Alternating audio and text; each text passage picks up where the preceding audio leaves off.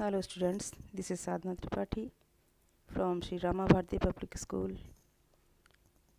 Today we are going to learn Alpran Mahapran व्यंजन, right? तो अल्पप्राण महाप्राण व्यंजन कौन कौन से हैं वो हम अब सीखेंगे। अल्पप्राण और महाप्राण। अल्पप्राण, इसमें एक बार ये समझ लीजिए, प्राण का मतलब है वायु, ठीक है, श्वास। तो अल्पप्राण और महाप्राण में जिन व्यंजनों का उच्चारण करने में कम प्राणवायु की आवश्यकता होती है उसे हम अल्प प्राण कहते हैं, ठीक है। और महाप्राण में अल्प का मतलब कम, महा का मतलब ज़्यादा, अधिक मात्रा में, ठीक है। तो जिन व्यंजनों का उच्चारण करने में अधिक प्राणवायु की आवश्यकता होती है उसे हम महाप्राण व्यंजन कहते हैं। नीचे जैसे लिखा हुआ है लेस एफर्ट्स मोर एफर्ट्स, तो क और ख, क है अल्प प्राण व्यंजन में आता है और ख महाप्राण व्यंजन में। तो जिन व्यंजनों का उच्चारण करने में कम प्राणवायु की आवश्यकता होती है, कम एफर्ट्स करने पड़ते हैं बोलते समय, उसे अल्पप्राण, और जिसमें अधिक बोलते समय प्राणवायु की आवश्यकता होती है और ज़्यादा एफर्ट्स करने पड़ते हैं वो महाप्राण व्यंजन कहलाते हैं।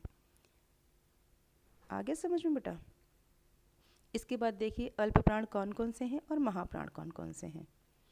अल्पप्राण व्यंजन जो हैं वो क, ग, च, ज, ट, ड, त, द, न, प, ब, म, य, ल और ड़, जो सड़क लिखते हैं ना, ड़।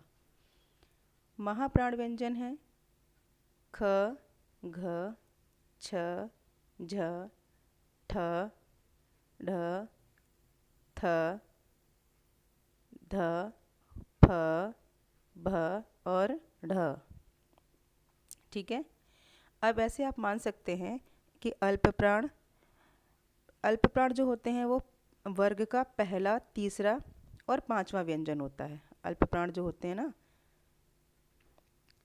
वर्ग का पहला, तीसरा और य, र, ल, व, ठीक है। और महाप्राण जो होते हैं, महाप्राण कौन कौन से होते हैं, दूसरा और चौथा, जैसा कि आपको दिख रहा है इसमें, आप देख सकते हो क है और ग है, ख नहीं है यानी दूसरा नहीं है, दूसरा और चौथा इधर है, महाप्राण व्यंजन में आता है, ठीक है। तो इसमें अल्पप्राण में ध्यान रखिएगा कि अल्पप्राण में पहला और दूसरा आता है और कुछ वर्ग का पहला, तीसरा और पांचवा होता है, जैसे त है, द है और न है, ठीक है। और महाप्राण में क्या आता है, महाप्राण में दूसरा और चौथा व्यंजन आता है, ठीक है, और साथ में न, म और ल। इसके बाद देखिए सघोष और अघोष ध्वनियाँ आती हैं, तो सघोष और अघोष ध्वनियाँ मैं आपको नेक्स्ट वीडियो में बताऊंगी। क्लियर बेटा।